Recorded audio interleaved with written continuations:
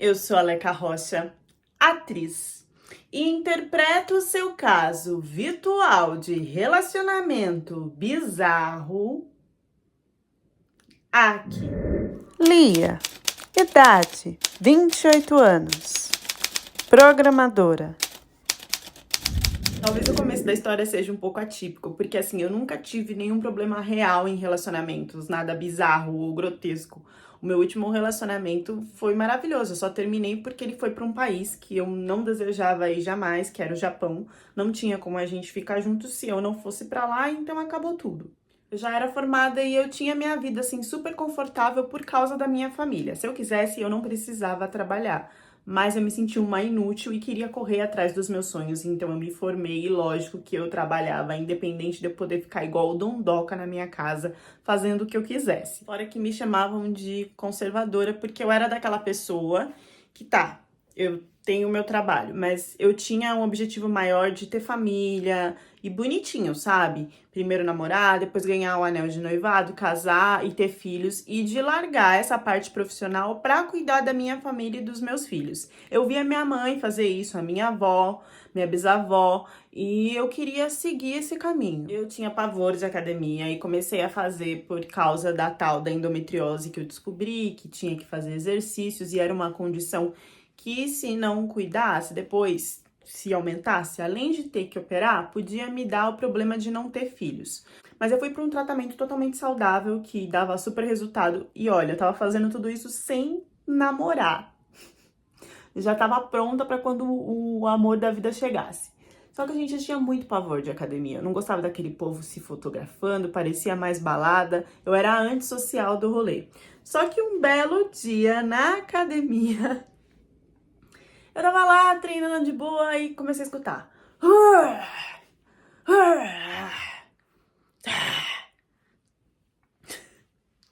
E eu olhava assim. Que era aquele cara que fazia a gemida e soltava o peso com tudo no chão pra fazer barulho também, né? Eu olhei, era quem? Quem? O He-Man da Turquia. Serol, idade 36 anos, exportador. Turco, e assim, eu sabia por que turco, porque todo mundo ficava, ô turco, não sei o que, ô turco. E ele apareceu assim, do nada, não tinha muito tempo que ele tava indo na academia. Só que depois desse dia eu percebi que ele começou a ir sempre no mesmo horário que eu. Um homem zarrão, que era um armário, era 2 metros de costa, 2 metros pra cima, de largura, de braço, era coisa, entendeu? Era aquela coisa que andava assim, sabe? Sabe aquele cara que anda com a perna assada? Era ele. E eu lá, né? Abaixava. Eu olhava e falava, meu Deus, pra que isso? Porque era no mesmo tempo que eu tava fazendo, ele fazia o barulho, só que ele treinando. As veias dele rasgava, assim. E ele ficava fazendo umas poses no espelho com o celular, assim, né? Na academia. E eu, nossa, eu odiava esse tipo de macho. Paguei minha língua. Eu só podia ir de noite, naquele horário. E ele começou a bater cartão no mesmo horário que eu. Até que em uma dessas minhas idas eu fui muito atrasada, já tava quase pra fechar, era tipo 1h30 assim pra fechar a academia. Fui começar a fazer as coisas, peguei um peso que era mais do que devia e eu meio que fiquei paralisada porque eu não conseguia sair da situação. Quem que veio me ajudar? Lógico que o He-Man da Turquia. Todo galanteador. Só que assim, quando esse cara chegou perto de mim, que eu senti o perfume, as minhas ventas abriu.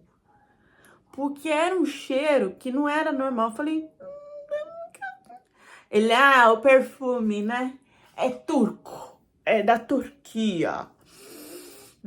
Eu fiz assim. Foi assim agora. Que, sabe, entrou assim em mim que eu falei, gente, que cheiro gostoso. Só que ele foi gente boa. Ele me ajudou com o peso, com todos os exercícios, tudo.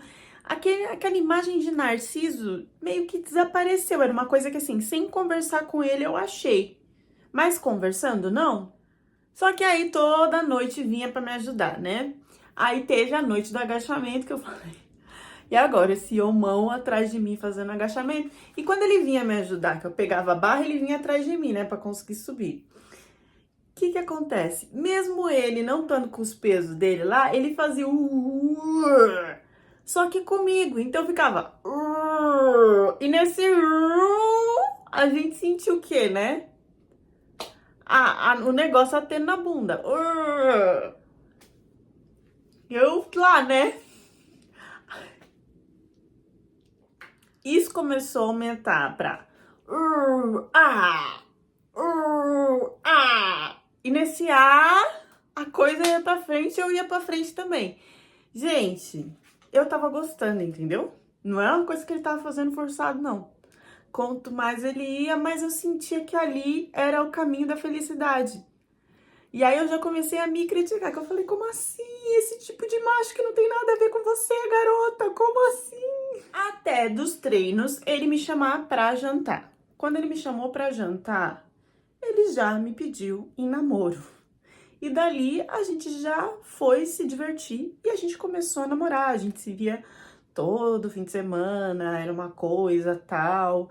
E eu também descobri nesse jantar que ele tava ali de passagem, porque ele veio para resolver uns negócios do patrão dele que estava pensando em abrir algumas empresas no Brasil. E aí precisava visitar outras empresas, distribuidoras e ver valores e não sei o quê. E era ele que tinha vindo porque ele sabia falar um pouco de português. Ele falava um português bem enrolado, mas acho que, né, perto dos outros turcos, ele era o que estava ali mais perto da situação. A gente, quando não entendia alguma coisa, falava em inglês. Depois que ele me pedia em namoro, aí ele não me largava mais. Gente, a lapada era forte. A gente se atracou de um jeito que a gente se apaixonou muito. E aí ele tava, tipo assim, praticamente todos os dias na porta da minha casa, colocou minha foto na tela do celular, fez live com um amigo e já queria me apresentar. Foi uma loucura. O chefe dele ligava para ele fazer as coisas e ele falava que não, que ele tinha o tempo de estar com o amor da vida dele, que ele não ia gastar mais do que o tempo que ele tinha combinado no trabalho. Tinha o sonho de ser fisiculturista e a parte que eu não gostava era essa coisa dos treinos, que aí tinha que ter o horário certinho, e da comida, que era só frango e batata doce e ovo, e as dietas dele, não podia sair disso. Quando a gente saía para jantar, era todo um auê. No primeiro jantar, ele se fez de não, né? Não falou nada. E depois que ele abriu, né? Que ele queria ser o Arnold Schwarzenegger. Isso tudo a gente não se tocou, que assim, eu acho que ele tinha um mês para ficar no Brasil e depois ele ia voltar pra Turquia. Eu já tava com a questão de eu ter separado de um, porque eu não gostava do Japão, não ia pro Japão. Mas a Turquia, eu também só escutava coisa ruim, não sabia. Ele ficou super bravo quando eu falei disso, falou que não era assim, e aí começou a me mostrar um monte de coisa, e que eu tinha que ir pra lá pra conhecer. Eu falei, tá, vou ver. Nesse que eu falei, tá, vou ver, ele já se desesperou, não, você vai comigo. Você vai voltar comigo. E atazanou até eu comprar a passagem pra voltar com ele. Antes de ir, ele já tinha me avisado que a família dele ia estar viajando, então na casa só ia estar eu e ele, se tinha algum problema, né? E, cara, fiquei desconfiada no começo, mas assim, fui. No que eu fui com ele, casona, casa maravilhosa, tal, a gente tava lá na Turquia, vendo filminho, comendo docinho, se pegando, deu tudo certo, não teve nenhuma briga, nenhum problema, até que do nada a campainha tocou e o olho desse homem esbugalhou de um jeito que eu falei, o que que foi? Ele falou, é a minha mãe. Eu falei, tá, e aí, qual o problema? Não, mas eu não posso te mostrar assim pra minha mãe. Eu tenho que te apresentar num dia que você venha aqui, especialmente para isso, que ela tenha marcado o jantar. Tipo, ela não pode entrar aqui e me pegar com uma mulher aqui, porque aí ela vai pensar que essa mulher é uma mulher dada, que tava fazendo coisas comigo, e não é essa imagem que eu quero que a minha mãe tenha de você.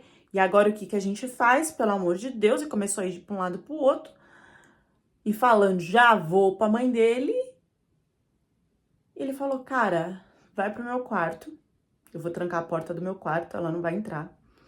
E aí você só vai sair de lá quando ela sair daqui, quando a gente dá um jeito pra você sair.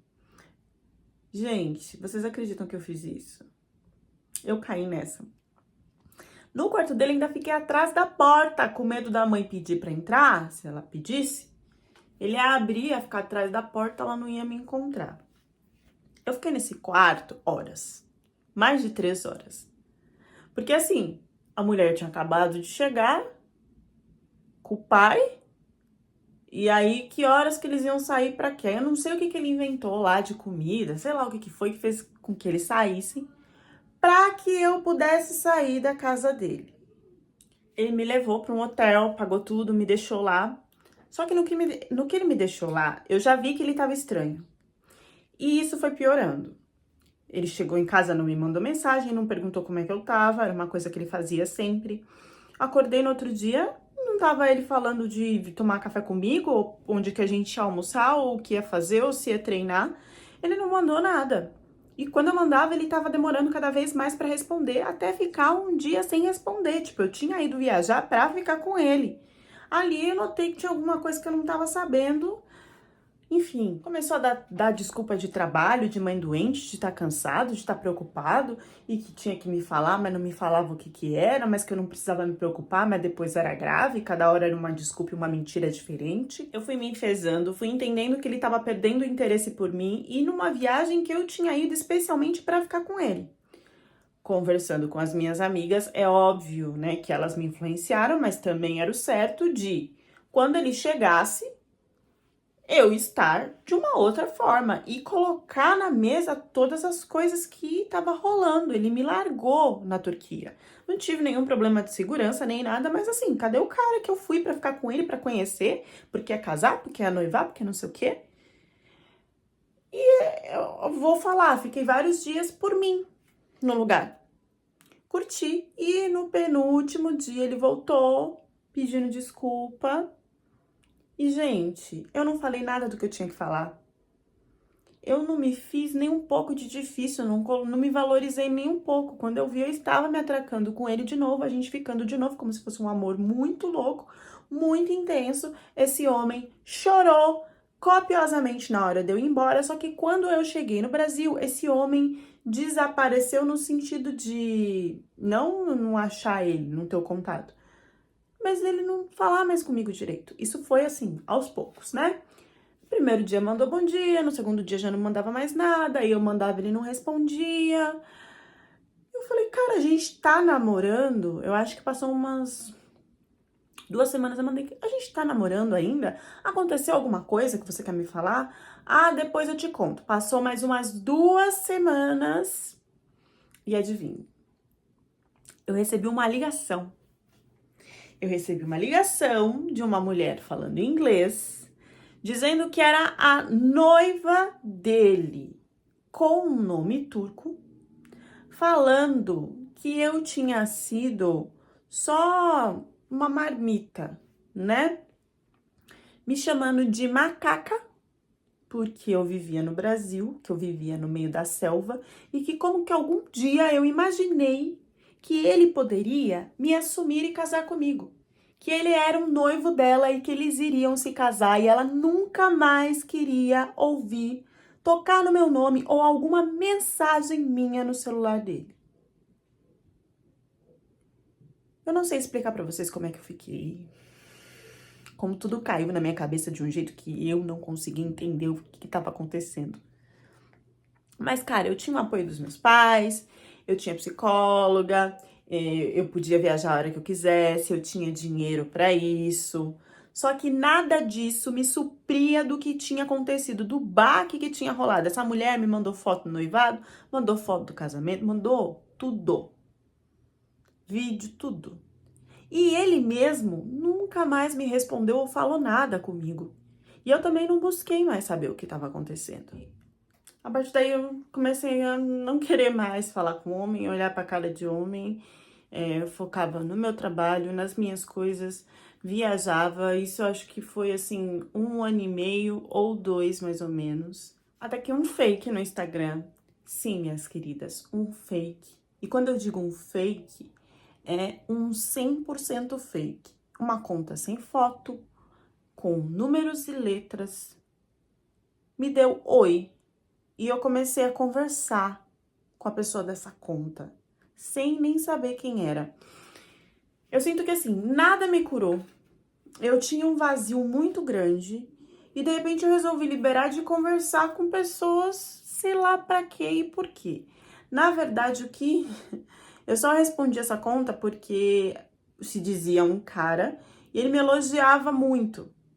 E esses elogios faziam bem pro meu ego.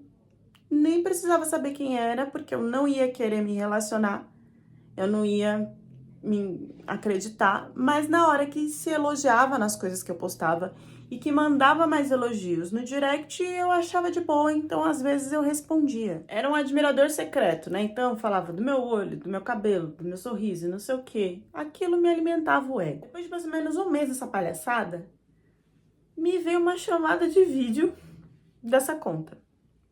E aí eu fiquei olhando para aquilo, eu falei, o cara tá me ligando? E eu não conseguia clicar para atender. E aí ele fez isso acho que umas 5 vezes e eu fiquei lá olhando até eu aceitar. Acho que na quinta ou na sexta vez eu aceitei e dei de cara com o cerol. Sim. Foi essa cara mesmo que eu tô fazendo pra vocês que eu fiz. Eu paralisei, eu não conseguia falar nada. E ele que desembestou a falar. Primeiro que ele pedia perdão, perdão, perdão, perdão. Chorava de soluçar. Falando que aquele casamento era um casamento que já tinha sido formado desde que ele era pequeno pela família dele. Que ele já sabia que ia acontecer, mas que quando ele me conheceu no Brasil e se apaixonou, ele não queria ter perdido essa oportunidade. Que ele queria muito ter ficado comigo, mas não tinha como ele conversar comigo sobre a outra parte, porque ele não ia conseguir se desfazer disso. Era uma coisa de família, de dinheiro, de coisas, de promessas, que ele não ia conseguir fugir. Mas que eu era o grande amor da vida dele. E que por isso que ele estava esse tempo todo me olhando, me observando, e que agora ele tinha criado coragem de vir falar comigo de novo. Sobre a noiva ter me ligado, ele disse que ele só viu um tempão depois que ele já estava casado, já não tinha como remediar, que ele ficou muito mal com a situação, mas o que ele iria falar pra mim? E que esse casamento não durou nem 3 meses. Ele estava divorciado. E que ele ficou um tempão criando coragem para vir falar comigo, praticamente mais de 1 ano. Que ele não sabia se eu ia responder ele, se ele viesse direto falando que era ele. Mas que ele ia fazer de tudo para ficar comigo. E ele veio até o Brasil conversar comigo. E eu não consegui negar aquilo que eu sentia, eu não consegui virar a cara para ele, bloquear. Pelo contrário, a gente já chegou, já se lascou um beijo. Quando eu vi, eu já estava toda envolvida de novo. E aí ele me pediu em noivado. E eu exigi que ele me apresentasse para a família e fizesse todos os tipos de cerimônia da forma mais séria possível. Porque dessa vez eu não queria ser enganada. E ele já estava para fazer isso antes de eu falar. Então teve anel de promessa, anel de noivado, toda a sequência do casamento, de rena, tudo que teve que fazer, que tinha que fazer, ele fez. E nisso, quando eu vi, a gente já tava noivando e casando, assim, em questão de 2, 3 meses. A única coisa que ele exigiu pra mim é que ele achava que tinha dado muito azar, que ele já tinha se relacionado com essa menina, relações íntimas, né? Antes de casar e comigo também. E de acordo com o Alcorão, isso não pode. Então ele me fez prometer que a gente não ia fazer nada antes de casar. E assim foi feito. Foi tudo feito muito rápido. Então também não ia ter que aguentar muita coisa por muito tempo. Não ia ter que aguentar a vontade por muito tempo. Então eu vou pular para a lua de mel, que foi quando os problemas começaram a aparecer. A gente não viajou, então a gente foi direto para nossa casa. E aí a gente já foi, né, pros finalmente.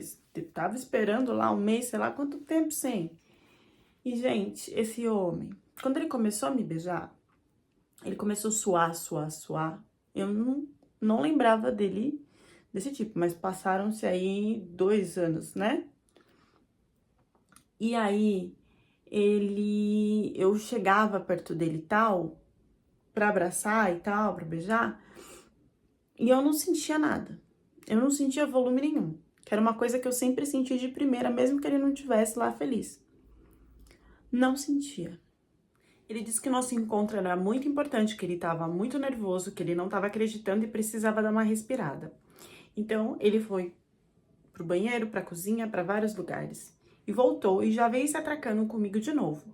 No que ele veio se atracando comigo de novo, eu percebi que nada se movia lá embaixo de novo. Nada aumentava, eu não sentia. Nisso eu falei, vou tocar. Quando eu fui tocar, eu vi que tava meio acordado e meio dormindo. E ele começou a passar mal a ponto de falar que ia desmaiar, que eu tinha que levar ele para o hospital. E aí, quando eu falei, tá tudo bem e tal, ele, não, eu só preciso respirar um pouco, não vou pro hospital, não. No que ele respirou um pouco, ele simplesmente virou e começou a respirar profundamente, e eu fui acalmando ele e ele foi dormindo. E nessa noite, na nossa primeira lua de mel, nada aconteceu. O dia foi bem estranho, eu perguntei se estava tudo bem, ele falou que estava tudo bem.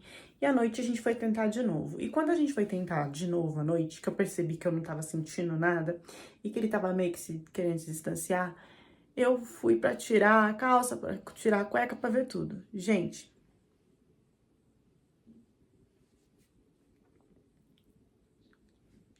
como é que eu explico isso? Tava irreconhecível.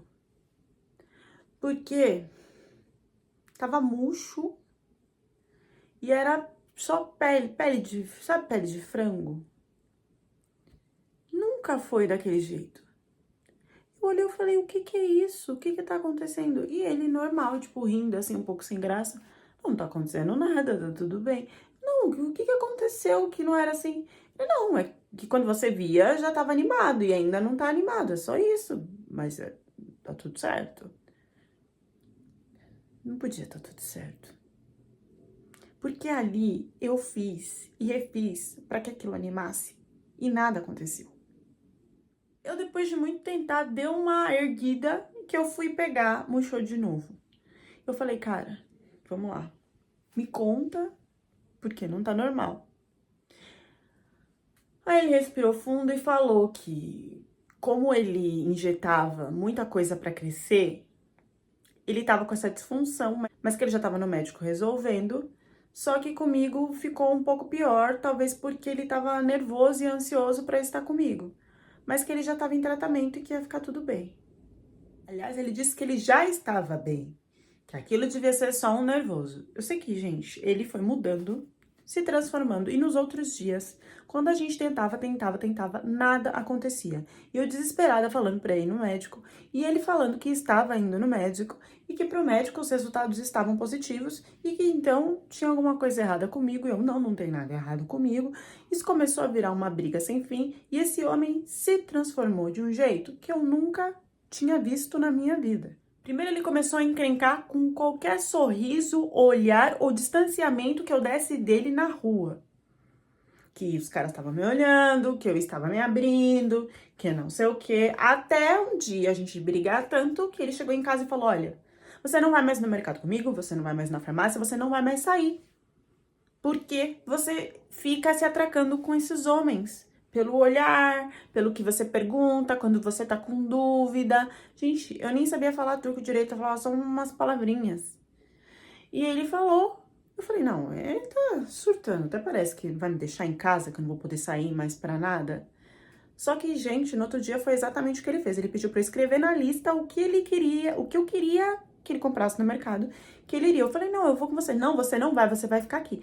Não, eu vou com você. Ele me pegou, colocou assim nas costas, me jogou no quarto, me trancou e falou que voltava do mercado depois pra me soltar. Quando ele voltou, eu xinguei ele de louco. Ele falou que eu não tinha mais escolha e tacou-lhe na minha cara.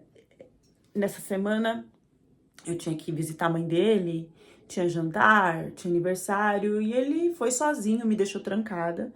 E falou pra mãe que eu não queria, que depois eu tava doente, que eu tava com mal-estar, que eu não tava mais afim de sair de casa.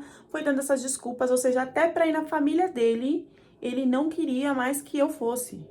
Nisso ele pegou o celular, pegou o passaporte, pegou tudo, me colocava para dentro do quarto com um objeto pontiagudo pra eu conseguir me forçando aí.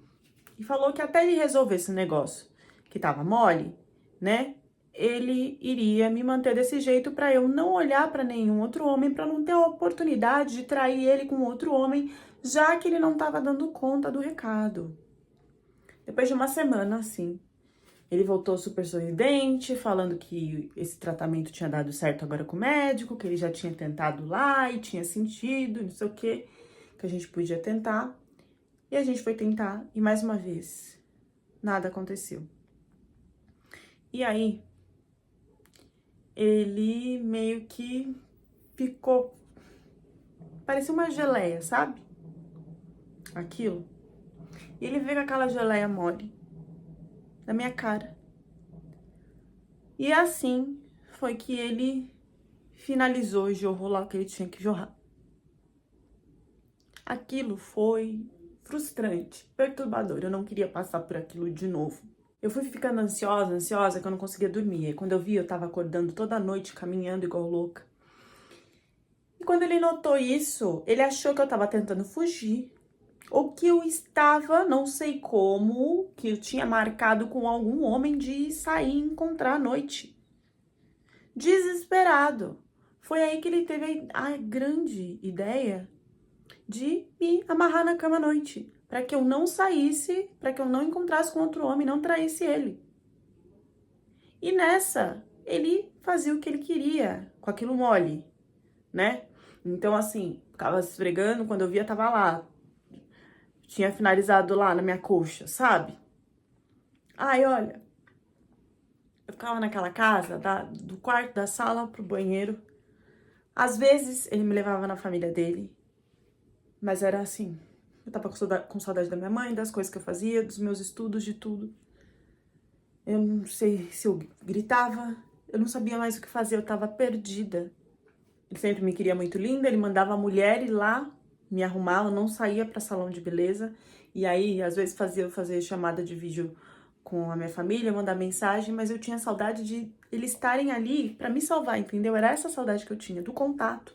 Eu queria o Brasil, eu não tava mais aguentando aquela casa, eu nem sabia o que era a Turquia, porque eu não saía da casa. Mais uma vez ele veio com a história de que ele tava curado e que ele me queria linda, maravilhosa, me fez eu me arrumar, pra eu usar o batom que ele tinha comprado, o perfume que ele tinha comprado, que se eu quisesse a mulher ia lá me arrumar e não sei o que, não sei o que.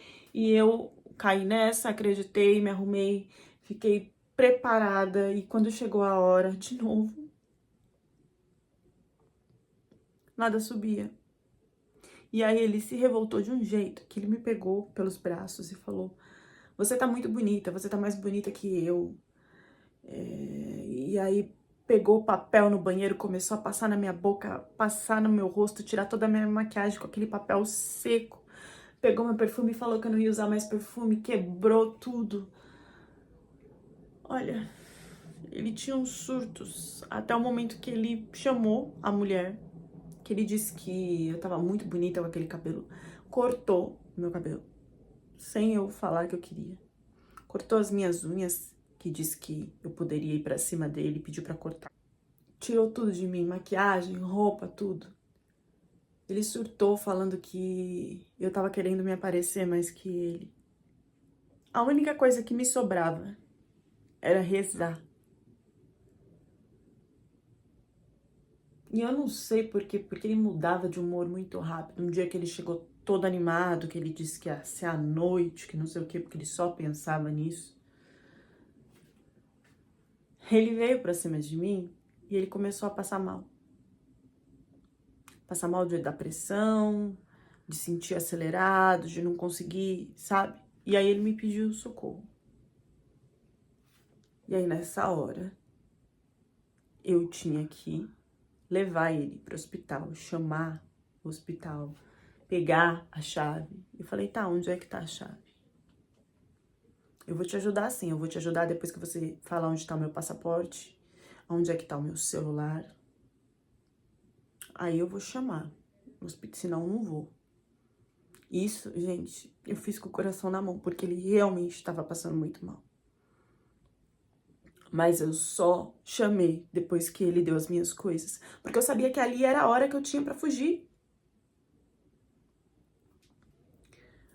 Bom, ele falou do meu celular, falou do meu passaporte, levei, fui com ele pro hospital. Ele tava pra ter um problema no coração. E ali eu liguei pra minha família, contei tudo o que tava acontecendo e falei, eu quero uma passagem. Eu tô com meu passaporte, com tudo aqui, eu não vou voltar, não vou pegar mala, não vou pegar nada. Eu tô indo pro aeroporto E aí vocês compram uma passagem a hora que desce. Não, vou dormir lá no aeroporto. A hora que tiver uma passagem, eu tô indo. E foi assim que eu fiz. Eu fui direto. Larguei ele no hospital mesmo e fui. Só consegui colocar a cabeça no lugar. Eu não sei quanto tempo eu fiquei no aeroporto. A minha família, sei lá quanto que eles pagaram na passagem. Ainda bem que eles tinham esse dinheiro. Porque deu tempo, eu não sei nem se ele saiu no outro dia no hospital, como é que foi. Porque eu, tipo, avisei a mãe e falei que eu ia voltar pra casa, né? Então a mãe dele ficou com ele lá, porque ele não podia ficar sozinho. E nessa que eu falei que ia voltar pra casa, eu simplesmente peguei um táxi e falei, querido, pro aeroporto. Eu quero ir pro aeroporto, né? Chegando em casa, eu achei que eu nunca ia sair daquele lugar. Eu tremo até hoje, só de pensar. Por incrível que pareça, eu ainda tive contato com a turca, que tinha me mandado mensagem uma vez. Depois que eu me acalmei, que eu estabilizei tudo, eu cheguei a conversar com a turca. E aí eu descobri que o que ele tinha, que era por causa das coisas que ele tinha injetado pra crescer, pra ficar fortão, era irreversível. Não ia subir nunca mais. Além de não subir nunca mais, ela tinha cancelado o casamento logo depois da lua de mel. Porque tem essa lei, né? Que se não funciona, pode ser cancelado. E foi isso que ela fez. E aí ele ficou sondando como que ele ia chegar em mim depois de 1 ano, sem contar isso, e ainda me ter como esposa. Eu me reergui de tudo muito rápido. Consegui fazer o divórcio pelo litígio, né? Gastei uma grana com documentação, com tradução, tudo. Mas se eu falar pra vocês que eu nunca mais consegui olhar pro negócio de um homem, vocês vão acreditar? Os apressados comem cru. Não faz muito sentido você ser trocada por uma pessoa e depois a pessoa que te trocou aparecer do nada desesperado querendo casar com você. Não parece muito fora do normal? Muitas das vezes nós ultrapassamos qualquer sinal de urgência, de perigo, para conseguir aquilo que nós achamos que queremos. Porque nós imaginamos na nossa cabeça, né? Muitas das vezes, quanto mais a gente é rejeitado, mais a gente quer aquilo, porque é aquilo que a gente não tem alcance, né? O que tá fácil, a gente não quer, não. Porque a gente ser rejeitado faz a gente querer buscar tanto essa aprovação. Não era pra ser o contrário? Tipo, nossa, aquela pessoa não me valoriza, me chutou, então tchau, pra nunca mais? Por que que não é o contrário? Será que o Serol achou que com ela ia ser diferente e o Big Lin ia subir? Que o problema era outra? Porque o problema nunca estão neles, né? Deixem as reflexões de vocês nos comentários e até a próxima história do canal.